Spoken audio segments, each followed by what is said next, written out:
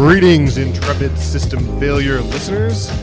Nate here with your weekly essay read, this one entitled The Alchemical Journey, and subtitled How Magic Figured into the Italian Renaissance. This essay traces various strains of Platonism throughout the Middle Ages.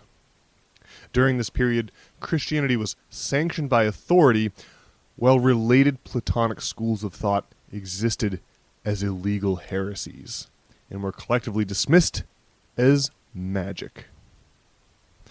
During the late medieval period, these underground schools reemerged to challenge the decaying economic order of the day, resulting in the Italian Renaissance. It mirrored how Christianity emerged during the late Roman Empire as a previous magical challenge to authority, only to become, during the Middle Ages, that which it had once rebelled against. Miracles. By the end of the Middle Ages, the word magic had come to mean miracles not sanctioned by the authorities. As Europe's dominant ideological and institutional authority, the Church claimed a monopoly on miracles, sacred knowledge, and divine intervention. Miracles performed by saints or attributed to God through the Church were considered legitimate, while similar phenomena outside its control were labeled as magic and condemned as heretical. This monopoly of the Church dated back to the fall of Rome, when the dying Roman Empire adopted Christianity as its state religion. To bolster their waning political power, the last Roman emperors capitalized on Christianity's runaway popularity. They converted and then set out to erase its intellectual competition. They aimed to make the future exclusively Christian. The destruction included pagan precursors of Christianity and related schools of thought that had evolved alongside it from those same precursors. Neoplatonism, Gnosticism, and Hermeticism were notable casualties in this era of political persecution. Like Christianity, these schools built on Plato's distinction between the visible world of change and an invisible world of eternal forms. They acknowledged that we inhabit an imperfect and transient world, while positing a hidden realm of eternal perfection to which we should aspire.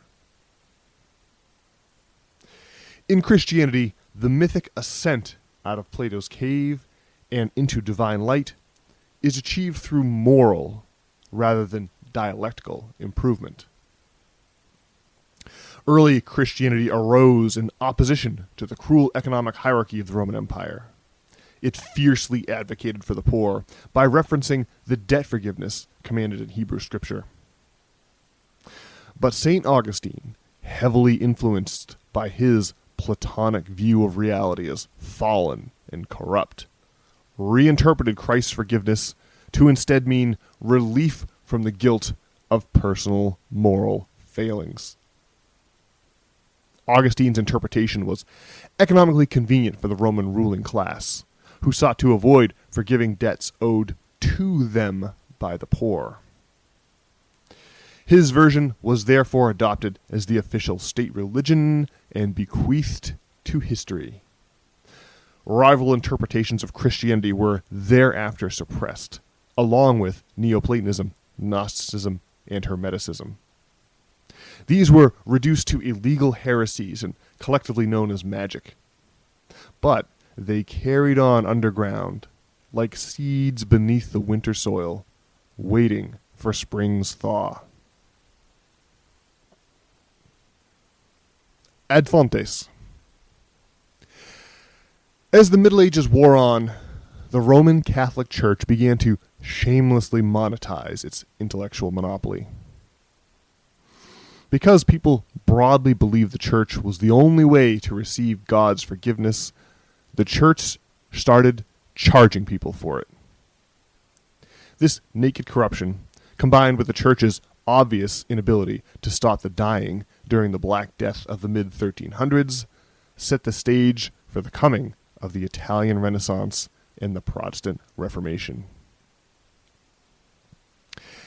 After the Crusades revived stagnant economic currents, banking houses across Europe emerged to facilitate them. Gradually, bankers amassed enough wealth to challenge the corrupt and absolute power of the Vatican. The most famous of these were the Medici of Florence, who almost single-handedly bankrolled the Italian Renaissance. Ad fontes was the Latin motto of the Renaissance and of the Reformation. It meant back to the source. In the aftermath of the Black Death, a pessimistic gloom settled over the Italian peninsula like a miasmal fog. The church had been an essential part of the fabric of European life for a millennium, but its reputation spiraled into a steep decline as the Middle Ages drew to a close. It had become the same kind of corrupt authority that early Christians once revolted against. Then, as now, Italians could see the glorious ruins of Greco-Roman civilization all around them, half buried in the Italian countryside. Even though paganism was a heresy that came with stiff punishment, the investigation of pre-Christian culture seemed preferable to the dismal state of affairs they were confronted with in their own time. Mass discontent during the late Middle Ages explains the Medici's obsession with magic, particularly alchemy. They kept cabinets stuffed with strange alchemical artifacts like narwhal tusks.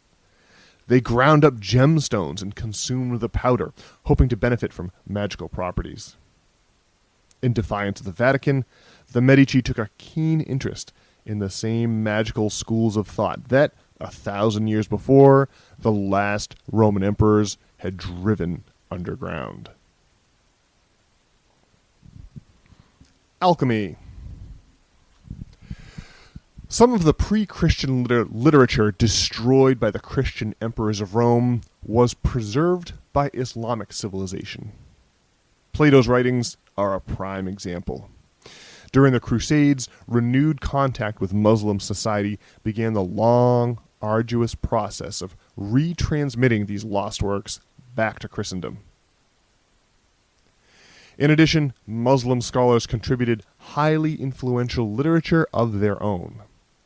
The Emerald Tablet is one significant example. After the Crusades, this document heavily influenced the Renaissance conception of alchemy, which fascinated the Medici and so many others. It contained the immortal words, "That which is above is like to that which is below." The essence of this idea can be understood in how the root system of a tree, hidden underground, mirrors the structure of branches protruding above ground. The image of a tree with symmetrical roots and branches is an enduring symbol of this principle which dominates modern occultism. Another anachronistic example of this axiom is how the microcosm is thought to mirror the macrocosm. The orbit of electrons around an atom's central nucleus reflects the orbits of planets in a solar system. As above, so below. The archetypical Platonic ascent from below to above provided the intellectual framework for Christianity, as well as Neoplatonism, Gnosticism, and Hermeticism. Renaissance painters used an art technique called trompe-l'oeil to illustrate, to stunning effect, the Christian conception of mythic ascent. The name translates to deceives the eye, and the technique involves creating a highly realistic illusion of three-dimensionality on a two-dimensional surface. The title card of this essay shows a ceiling in the Medici Palace, painted by Metelli and Colonna in 1640, which creates a breathtaking illusion of verticality. Their intertwined themes of ascent and divinity are unmistakable. Renaissance alchemists conceived of the Platonic ascent as an alchemical journey, in which the soul returns to its divine origin. They emphasized the transformative power of the journey itself as the true goal of the quest. Paulo Coelho's 1993 novel, The Alchemist, vividly illustrates the point. It's the story of a young man seeking treasure under the Great Pyramids, only to finally discover that treasure in the village where his story began. The plot of The Alchemist mirrors the Ad Fontes motto of the Renaissance. The journey of the Medici and the Renaissance alchemists was a voyage back in time to recover something of value lost in late antiquity. Magic. The Italian Renaissance. In alchemy, the great work, or magnum opus, is the means to complete the alchemical journey. Where Augustine had stressed ascension through moral improvement, Renaissance alchemists emphasized technical improvement. The gradual refinement and skill that comes with endless repetition of a craft was, for the alchemist, a long ramp they could traverse to ascend between parallel realms of existence. The Medici implemented this alchemical idea by using their vast fortune to bankroll the Italian Renaissance. They rescued select individuals from scratching out a subsistence living as medieval peasants by paying their bills for a few decades.